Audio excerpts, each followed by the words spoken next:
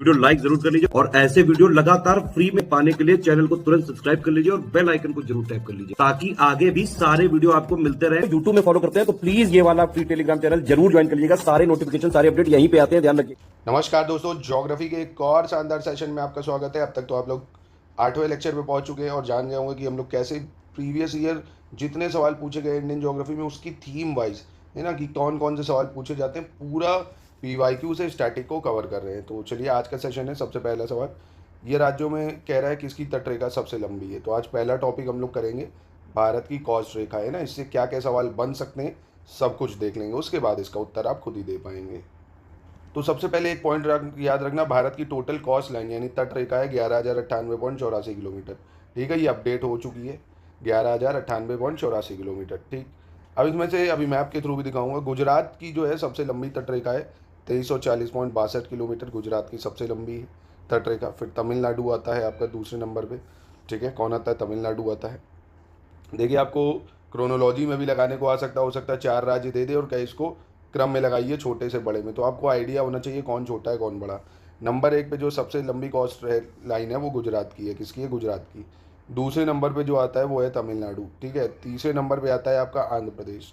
तीसरे पे कौन आता है? आंध्र प्रदेश। तो पहले नंबर पे गुजरात आता है, दूसरे नंबर पे आपका इधर तमिलनाडु आ जाता है, तीसरे नंबर पे आंध्र प्रदेश। पहले 3 याद रखिएगा। ठीक है, फिर चौथे नंबर पे बात करें तो महाराष्ट्र आ जाता है, 877.97 किलोमीटर है चौथी कॉस्ट लाइन।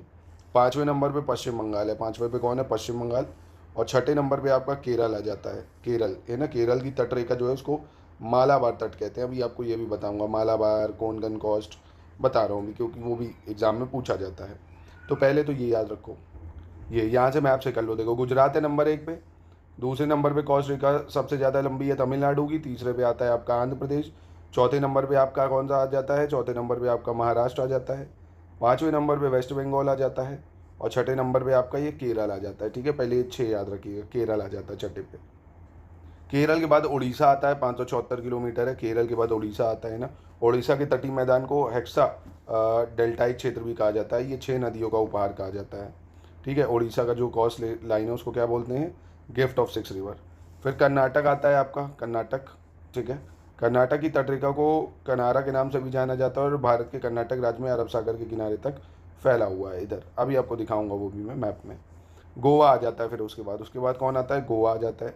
सबसे कम तटरेखा इसी की मानी जाती है। ठीक है, तो याद हो जाएगा ना आपको, कोई दिक्कत तो नहीं है। गुजरात है, तमिलनाडु है, उसके बाद तमिलनाडु के बाद आपका आंध्र प्रदेश है, फिर आपका महाराष्ट्र है, महाराष्ट्र के बाद वेस्ट बंगाल आ जाता है ना, फिर आपका केरल आ जाता है, केरल के बाद उड़ीसा, कर्नाटक, गोवा आ जाता है।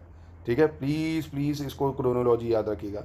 यूटी में अगर देखेंगे तो यूटी में सबसे लंबी कॉस्ट रेखा है अंडमान निकोबार की, 3083 किलोमीटर के आसपास। फिर लक्षद्वीप आता है, फिर दमनदीप, फिर पुडुचेरी।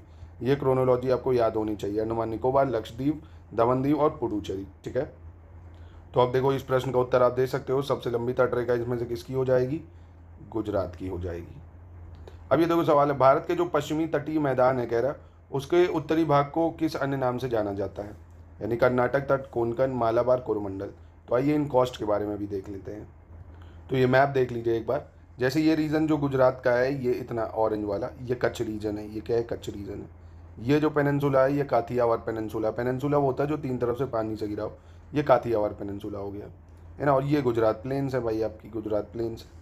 कोंकण कॉस्ट है आपकी, ये दिख रही है आपको। ये कहाँ से शुरू होती है? गोदावरी से लेके यहाँ आपको दिखेगी कहाँ तक? ये है ना,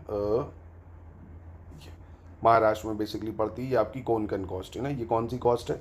कोंकण कॉस्ट है ना। महाराष्ट्र है और थोड़ा सा कर्नाटक में भी कह सकते हो, बट लगती नहीं कर्नाटक तक।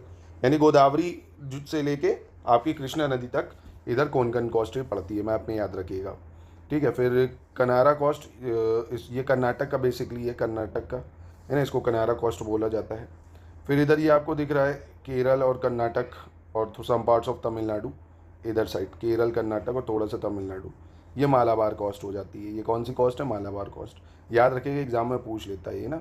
तो इधर हो गई महाराष्ट्र साइड पे आपकी कोंकण कॉस्ट, फिर आपकी इधर लग जाती है कर्नाटक साइड कनारा कॉस्ट और मालाबार कॉस्ट, केरल, कर्नाटक, थोड़ा सा तमिलनाडु आ जाता है। और ये जो है ये कोरोमंडल कॉस्ट है ना, ये है आपकी कोरोमंडल कॉस्ट, जो कि तमिलनाडु है, आंध्र प्रदेश है, इसको कवर करती है कोरोमंडल कॉस्ट। मैप में चीज़ों को याद करना आसान हो जाता है। तो तमिलनाडु में और आंध्र प्रदेश में बेसिकली पड़ती है आपकी कोरोमंडल कोस्ट, ठीक है। और ये तो नदन सिरकस रीजन होता है। ये कौन सा रीजन होता है? नदन सिरकस रीजन हो जाता है आपका। कहाँ पे पड़ेगा ये? उड़ीसा है, आंध्र प्रदेश है, यहाँ पे पड़ जाता है। तो इसका आंसर तो आप दे सकते हो आप, है ना, कि पश्चिमी तटीय मैदान को किस और नाम से जाना जाता है भाई? तो ये जाना जाता है कोंकण कोस्ट, है ना। अभी बताया ना कौन सी कोस्ट हो जाएगी? कोंकण कोस्ट हो जाएगी। मालाबार भी आपको पता चल गई, कोरोमंडल भी आपको पता चल गई, कर्नाटक तट भी पता चल गया। अब ये देखो थोड़ा सा घुमाने वाला सवाल, कह रहा है निम्नलिखित तटों में से कौन कृष्णा डेल्टा और केप कोमोरिन के मध्य स्थित है? कृष्णा डेल्टा और केप कोमोरिन। केप कोमोरिन ये है जो भारत की नीचे का हिस्सा है, टिप है ना वो। कोरोमंडल, मालाबार, उत्तरी सर्कस यानी नदन सिरकस नहीं बताया, या कोंकण। तो ये देखो मैप यहाँ से देख लो भाई, ये देखो ये कृष्णा दिख रहा है, कृष्णा नदी है, यहाँ डेल्टा बन रहा है। कृष्णा डेल्टा से लेके केप कोमोरिन ये वाला हिस्सा, ये क्या है भाई? ये आपकी कोरोमंडल कोस्ट, है ना। तो ऐसे भी सवाल पूछ सकता है, कोई बड़ी बात नहीं।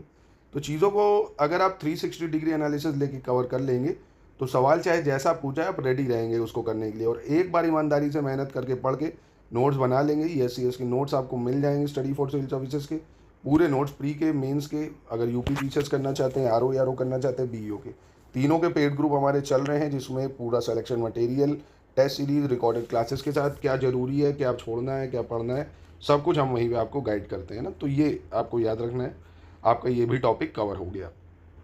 तो इसका आंसर भी आप आराम से बता सकते हो, कौन सा हो जाएगा? कोरोमंडल कोस्ट, ठीक है। एक ये चीज़ याद रखना, भारत में जो निम्नलिखित में से किस तट से भारत का औसत समुद्र तल जो है, मीन सी लेवल नापा जाता है? तो चेन्नई से नापते हैं ना। मीन सी लेवल या औसत समुद्र तल कहाँ से नापते हैं? चेन्नई से। ये वाला सवाल एक याद रखिएगा, चेन्नई से नापा जाता है। और भारत के प्रादेशिक जल क्षेत्र कहाँ तक है भाई? यानी टेरिटोरियल वाटर, भारत की सीमा कहाँ तक समुद्र में लगती है? तो 12 नॉटिकल माइल तक लगती है ना, समुद्र की जो सीमा है 12 नॉटिकल माइल तक लगती है, ठीक है। तो ये 2 पॉइंट्स भी आपको याद रखने होंगे। तो ये टॉपिक भी देखिए बहुत ही आसानी से हमने कवर कर लिया। ऐसे ही आप देखेंगे छोटे छोटे टॉपिक्स के थ्रू पूरी आपको मैं ज्योग्राफी की थीम्स कवर करा चुका हूँगा। कुछ समय बाद हम लोग सब कवर कर चुके होंगे, चाहे वो वाटरफॉल हो, चाहे रिवर हो, चाहे लेक्स हो, चाहे माउंटेन हो, चाहे कोस्टल रीजन्स हो, सब कुछ हम लोग धीरे धीरे एग्जाम तक कवर कर लेंगे। बस फॉलो करते रहिए, आराम से पढ़ते रहिए, ठीक है। अब इसके बाद हम लोग पॉलिटी भी शुरू करेंगे, आपके लिए पॉलिटी भी लाएंगे। जैसे रेगुलेटिंग एक्ट 1773 से शुरू करेंगे, इससे क्या क्या सवाल पूछे गए हैं और क्या क्या पूछे जा सकते हैं। फिर चार्टर एक्ट 1813 से क्या पूछे गए हैं, क्या क्या पूछे जा सकते हैं। जैसे 1833 का चार्टर एक्ट है। गवर्नमेंट ऑफ इंडिया एक्ट 1858 वाला देखेंगे। गवर्नमेंट ऑफ इंडिया 1919 देखेंगे, 1935 देखेंगे, है ना। इनसे क्या क्या सवाल बन सकते हैं। फिर making of constitution topic wise हम लोग कर लेंगे। फिर पार्ट्स देख लेंगे और अमेंडमेंट देख लेंगे, इंपॉर्टेंट आर्टिकल देख लेंगे। तो पॉलिटी और ज्योग्राफी 2 सेशन चलेंगे। ज्योग्राफी चल रहा है, अभी पॉलिटी भी शुरू करेंगे। तो ऐसे 2 आप चलाइएगा, चीज़ें आपकी आसानी से कवर हो जाएंगी। और इसको पढ़ने के बाद कम से कम 1.5 से 2 घंटा खुद भी आप पढ़िए, है ना। कर लीजिए, 2027 तक नौकरी लग जाएगी, क्योंकि बहुत नौकरियाँ आ रही हैं। इसके बाद तो बड़ा मुश्किल हो जाएंगी चीज़ें।